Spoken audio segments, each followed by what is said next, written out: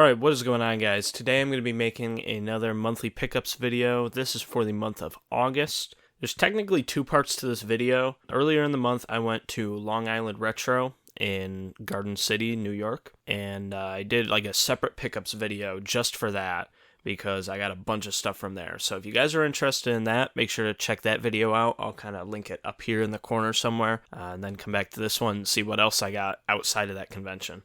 So anyway, I guess we'll just start going through some games. There's quite a bit of them, so I'll try to be pretty quick. So first of all here, I got Gran Turismo for the PS1.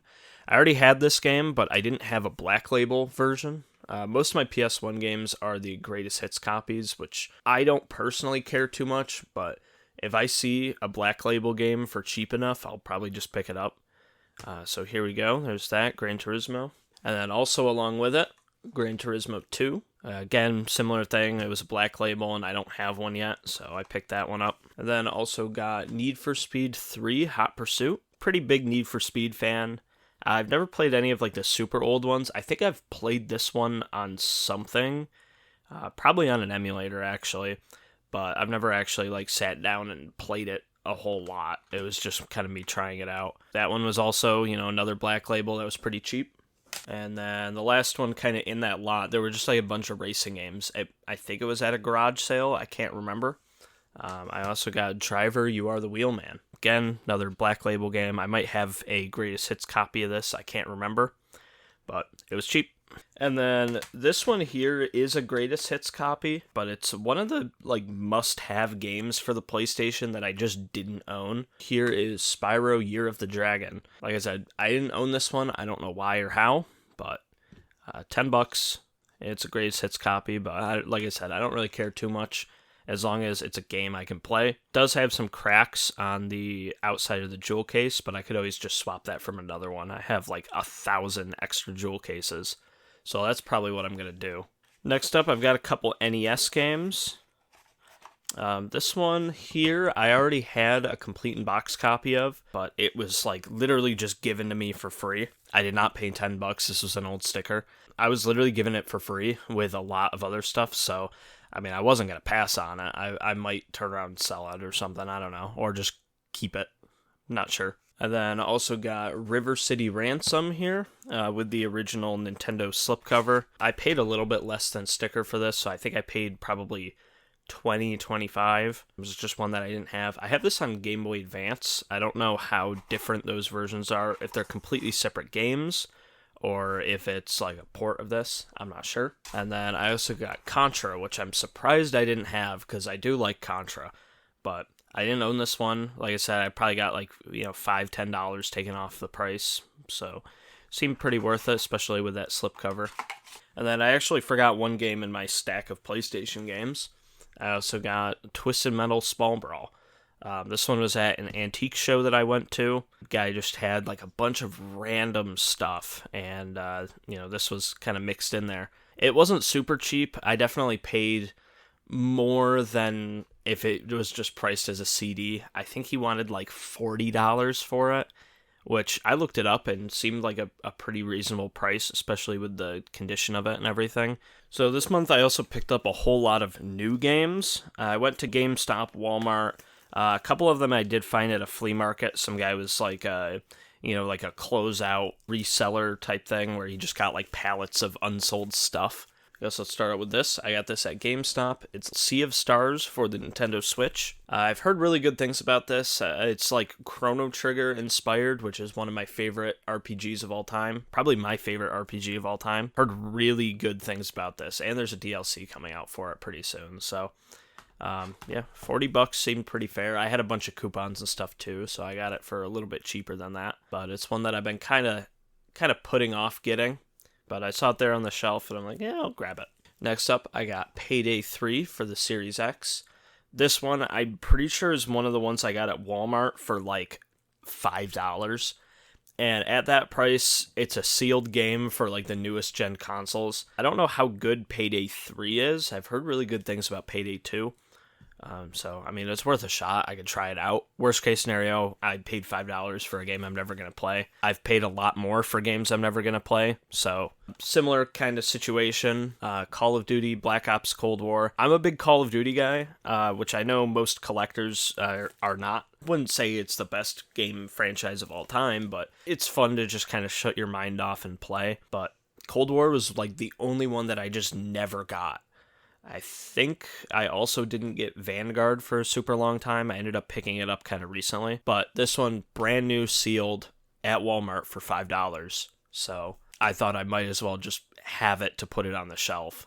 Then I also got Redfall here, which is kind of infamous one. I have a friend that keeps telling me that it's really not that bad and that he likes it, so I might give it a shot. I do have Game Pass, which this is on, so this is kind of more of just a thing to put on the shelf. But this was a similar situation where it was like a couple dollars, and for an exclusive Series X game, why not? And then this was the last one that I got at Walmart. This one's probably the best game out of all of those. It was a little bit more expensive. I believe this was $20, but I looked it up, and on eBay, this still regularly goes for like $60, $70.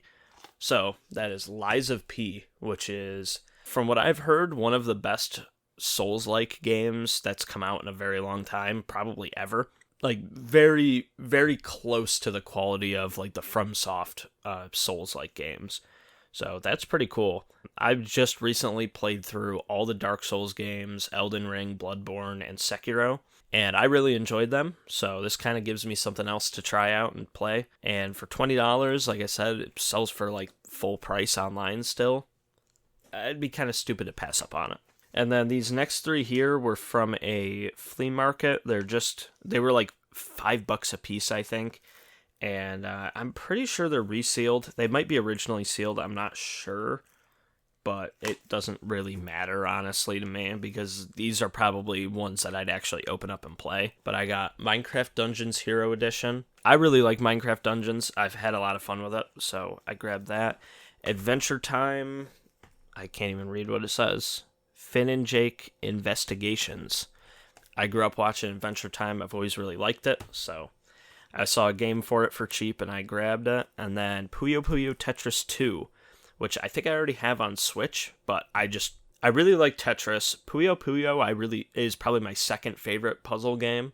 I don't like it as much as Tetris, but this is still a really fun game. That should be it for modern stuff.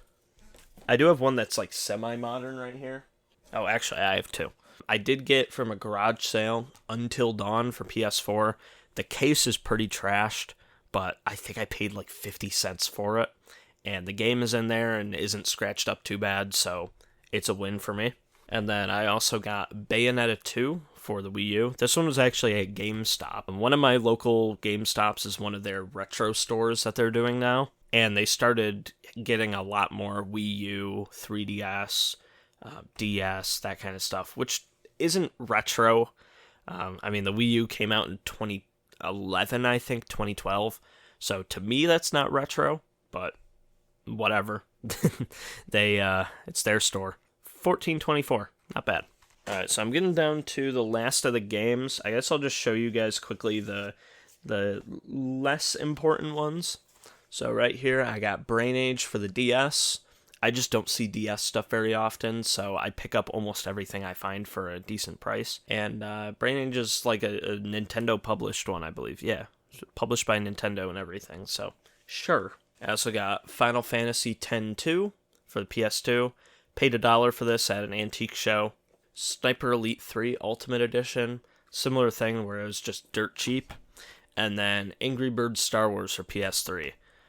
These I think are kind of neat. I know it's just Angry Birds, but a lot of the original Angry Birds games have actually got delisted off the App Store and everything. So I think having a physical copy of stuff like this is kind of interesting, especially because, I mean, as someone who grew up in the 2000s, having a physical copy of those games, as long as they're cheap, I think it's pretty cool. So this one here is actually kind of a hard one to find. It's one that I grew up playing on the PS3 actually, but I saw it on the Wii and I just had to pick it up for that price, and it is Guitar Hero Metallica. I played this a lot as a kid, like I said. My dad was really into Metallica, so played Guitar Hero, and this is one of the ones that we had. And yeah, I have most of the Guitar Hero games now. I think Metallica was the only one that I didn't have for the Wii. So, I mean, it was a couple dollars. It's worth like 30 or 40. So, sure. All right, so now I got 5 games left, and these are all going to be more like heavy hitters. These are more stuff that you guys would probably care about. So I guess I'll start out with the least crazy of them. This is another find from that GameStop Retro store, and it is Pikmin for the GameCube. Didn't have this one yet. It's not really my kind of game personally. I got a friend who's really into Pikmin, but I've tried it. To me, it doesn't really click, but it's a Nintendo published game for the GameCube, and the price was about right, so sure, $37.99 because I have a pro membership. Next up, I've got Doom for the Sega Saturn. Again, not the best version of this game, and I know the PlayStation version is just better in pretty much every way, but I like picking up Saturn games. I have quite a decent collection of them so far, especially for how unpopular the system was in America. I have almost as many Saturn games as I do PlayStation games. But yeah, I just really like picking up Saturn stuff. I like having Doom on pretty much every console it was available on. I'm not sure what this envelope... Oh, it has some codes and stuff. That's neat. But yeah, like disc and everything's fine. It is a little water damaged. I think the guy said it was like in a flood or something, but there's no disc rot, there's no scratches, nothing like that. The manual is just a little funky, which is unfortunate, but oh well, I got it for a good price, so I can't complain. And now these next 3 are all pretty big ones, so I guess I'll just kind of show them all off. So I got this one actually as a birthday gift from my parents. This is Dragon's Curse. So if you watch my pickups video from Long Island Retro, you'll know that I picked up a Turbo Express and a TurboGrafx CD, and I just wanted more TurboGrafx games because I really only had like Keith Courage and Utopia. I think I also had Galaga 99, but I really didn't have that many games for the system, and I just wanted more of a reason to play it. So Dragon's Curse is one I've tried in an emulator and I've really enjoyed, and it was available at the convention, so my parents kind of went in and bought it for me, which is nice. And then these 2 here I got from a pawn shop kind of close to me. I got Donkey Kong Country 3 complete in box. I've actually never played this one. I played the first 2. 3 I just kind of never got around to starting, but it's the Player's Choice copy, which I don't care too much, but some people might. Complete in box Super Nintendo game. Really cool. And condition isn't too bad. Corners are a little scuffed up. It's not perfect, but can't really complain too much. And then this one here, I also already owned loose, but it was complete in box, and I just really love this series. So I got Super Castlevania 4 in box. This one I think I paid like $150 for. The box is a little bit creased, but it's nothing that really bothers me too much. That actually might be able to come out, potentially, if I mess around with it. But yeah, always been a pretty big Castlevania fan, and this one I have actually never played through completely. So I have it now in a box, so it looks cool around my shelf, along with, Rondo of Blood and Bloodlines and stuff like that. So I can kind of put this with them. So that's it for my games. I actually have quite a bit of systems that I also got. So I guess let's just get started with those. This one's not technically a system, it's just an empty box. But I actually picked this up from the same guy that I got that Twisted Metal game from. I only paid like $1 for it. The guy was like, sure, I don't know, I'll just take it. I usually look for boxes to try to complete all of my handhelds and consoles and things like that. So whenever I see an empty box like this, I'll try to pick it up. And for $1, I mean, sure. And then this one here, it's not in perfect condition, and it is missing a piece, unfortunately. But I picked up the Halo Xbox 360, and it's upside down. So yeah, I believe this one was for Halo 3. I just think it looked... Oh yeah, it says right there. I think it's really cool. I've never been like a super huge Halo guy, honestly. But I mean, stuff like this, I'll always pick up because I like just getting like cool variants of these consoles. Like I said, condition isn't completely perfect. There's like a couple scratches and stuff like that on there, and it is missing the original hard drive. It just has like a generic 120 gig drive on it, which is fine. I could always pick up one of the Halo ones later. But yeah, always like picking up special edition consoles. So this is one of the ones that I really wanted just because it's Halo. It's one of the popular ones. And then from the same exact guy, I picked up this, which is the Call of Duty Advanced Warfare Special Edition Xbox One. This one, I just think the design looks really cool. Advanced Warfare, not my favorite game. I know that's not really a crazy thing to say, but I kind of enjoyed it, and I think they made a pretty cool looking Xbox. Kind of see the front of it right there. It's got like all this little design on it, and then right here it says Sentinel Task Force and AW and all that. So pretty neat. Then these two right here I picked up from a garage sale together. The seller didn't even have these out. She was like, "Oh yeah, they're broken." I was probably gonna just throw them out. Which when I hear stuff like that, I'm like, "Yeah, I'll take it." Like I'd rather save some stuff from the dump, fix it up, repair it, whatever, and, make sure it doesn't get just thrown out and trashed. She said she had a couple DS's. So I was thinking, probably just DS lights or whatever. She brings out both of these. They're in the original carrying cases, which are cool. I love collecting carrying cases. And in this one, there is a red original 3DS. And then in this one, a couple games that were included, Wappy Dog, Namco Museum, and Lego Batman 3. And then there's a black and red 2DS, which is pretty cool.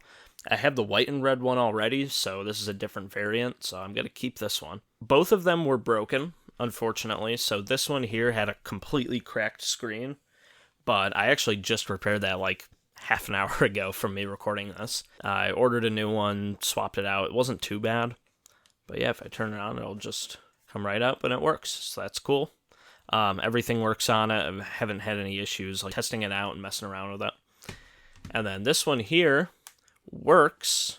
Biggest issue though, I don't know if it'll focus or if you'll be able to tell, it has no charging port. It looks like somebody broke the charging port and they tried soldering a new one in. Thankfully, it doesn't seem like they ripped any of the pads or did anything like that, but it definitely was not done right because I kind of wiggled it back and forth and the entire thing just popped right off the board.